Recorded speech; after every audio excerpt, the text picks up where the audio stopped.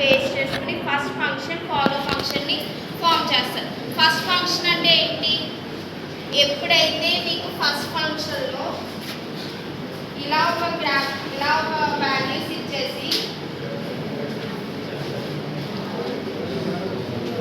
ఇలా ఫామ్ చేస్తే ఇందులో ఫస్ట్ వాల్యూ ఫామ్ చేయమంటే మీరు ఏం చేస్తారు? First is equal to ABI. అవునా? ఫస్ట్ వాల్యూస్ ఫామ్ చేయమంటే ఇలా వాల్యూస్ ఉంటే దాంట్లో ఏదైతే ఫస్ట్ వాల్యూ ఉంటుందో దాన్ని ఫామ్ చేస్తారు. అది ఫస్ట్ ఫంక్షన్. గుర్తుందా? మర్చిపోయారా? చూడండి మా ఫస్ట్ ఫంక్షన్లో వచ్చేసరికి ఏంటంటే ఎప్పుడైతే మీకు వాల్యూస్ ఇస్తారో వాల్యూస్ని బేస్ చేసుకుని ఏదైతే ఫస్ట్ వాల్యూ ఉంటుందో దాన్ని రికగ్నైజ్ చేస్తారు. అది first function.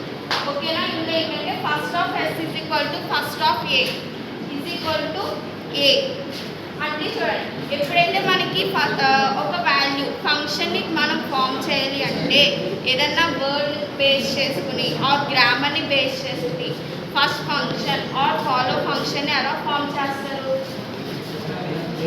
First of S అన్నారమ్మా, దీన్ని A అన్నాము. ఇది only first of S is equal to A అంతే వస్తుంది. అలా కాకుండా first of S is equal to first of A అన్నారు అనుకోండి, అంటే బ్రాకెట్స్లో మనం రిప్రజెంటేషన్ చేసినప్పుడు ఫస్ట్ ఫంక్షన్ని డినోట్ చేస్తున్నాడు. ఇలా ఇందులో first of S is equal to first of A is equal to A.